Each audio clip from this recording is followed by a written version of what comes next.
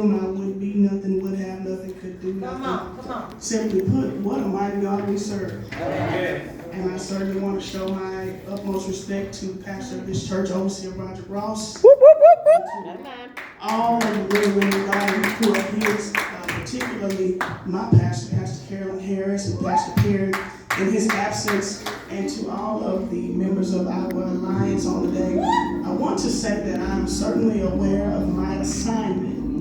I was given a short talk, so I'm not in revival tonight, and this is not Sunday morning. I just came to be obedient and speak on the topic that was given to me, and certainly I don't want to prolong the time any further. Of course, we know tonight that this is a celebration in honor of the work and the life and the legacy of Reverend Dr. Martin Luther King Jr. Can we just salute his work, his efforts, and all that he has done for us as a people?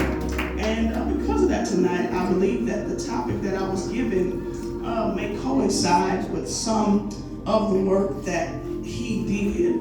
So there on your programs, you may see that I have the topic tonight: put your crowns on, kings and queens. So let me just begin by saying good evening, kings and queens. The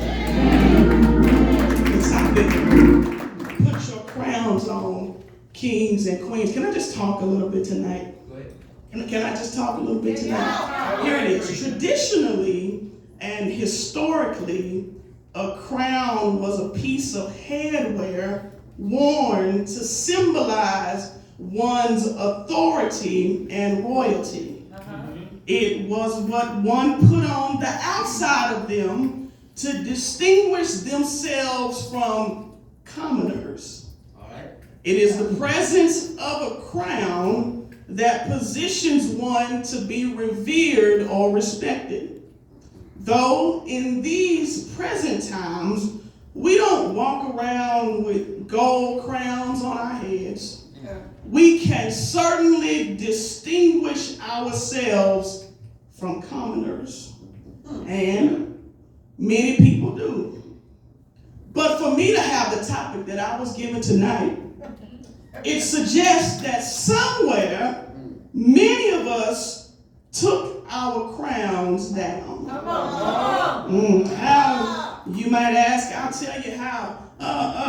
Some of us took them down when we began to look for our self-worth outside of God and His Word. You know, the Bible says, Genesis chapter 1, verse 31, that God saw everything that He made, and behold, it was very good. And the evening and the morning were the sixth day. Well, King, Queen, God called you good. Therefore, if you ever conclude that you are anything other than that, then, beloved, you have looked outside of yourself for your worth. Let me just tell you this, honey. In a world full of haters, you can't afford to look for your self-worth from anywhere else outside of God. Bible class, 1 Peter chapter 2, verse 9. But you are a chosen race, a royal priesthood, a holy nation, and a people for His own possession, that you may proclaim the excellencies of Him who called you out of darkness into His marvelous light. Honey, you, the believer, the child of God, are royalty. That means that you can do a whole lot of things, but blending in is not one of them. Come on. You ought to just tell somebody, find your crown. Find your crown. Because, beloved, you were born to stand out. You were born to be a model to follow. You've got to be an example, and you can't afford in this season to take your crown off. But somewhere took our crowns off. Maybe if we didn't take it out then, maybe we took it off when we let the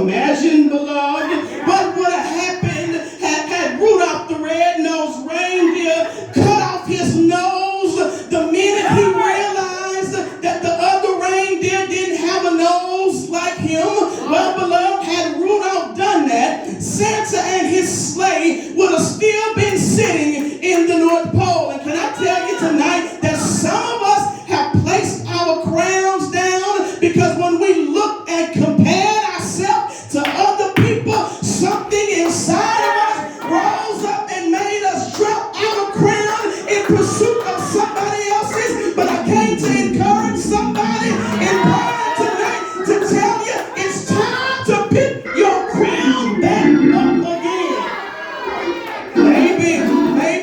Maybe it wasn't when competition and jealousy and comparison came into your heart, but maybe you dropped your crown when you created a social media account and logged in and began to post out of your emotions and post out of your flesh and post out of your pride and post out of your insecurities and post in an effort to seek attention. Many of us became crownless when we got a Facebook. Come on here. What I mean, Q, I'm saying that when we post pictures in clothing that is inappropriate, men and women, you took your crown off. When we begin to make posts and statuses that don't look like who we proclaim that we are, many of us took our crowns off. When we stop communicating like adults, when we stop communicating like Christians and begin to just post it without tagging a name and hope that they figure out that it's them that you're talking about, beloved, you drop your crown. Somewhere. We put, I'm almost done, our crowns down.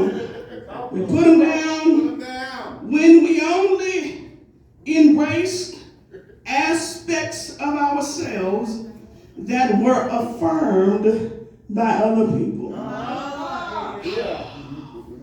This is for those of us who only embrace parts of us that other people cheer us on for. Ooh, Help us, Q. You can't wait for people to call you king for you to be one. All right. Oh, Jesus. You can't wait for people to call you queen to be one. Cute, that's cute, but I didn't see it in the Bible. Yes, you did. It was the first Samuel, David. How is it the whole time that's toward David was a king? Yes, he was.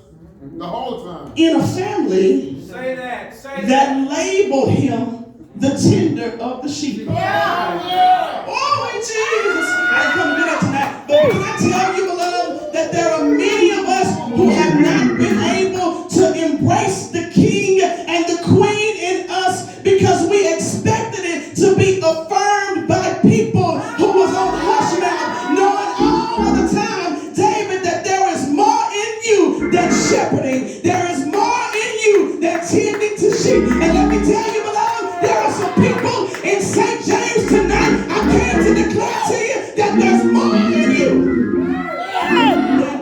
than some folks ever affirmed. All I'm trying to tell you is this: you got to know there's a king in you if can't nobody else see the king in you.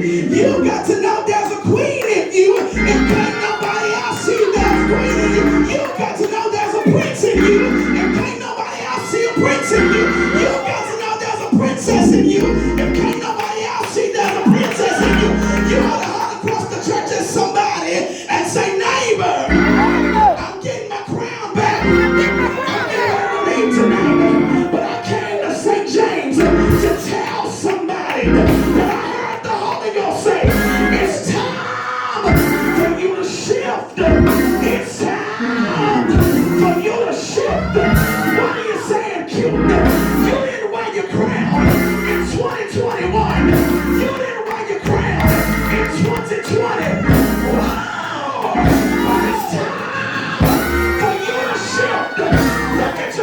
God.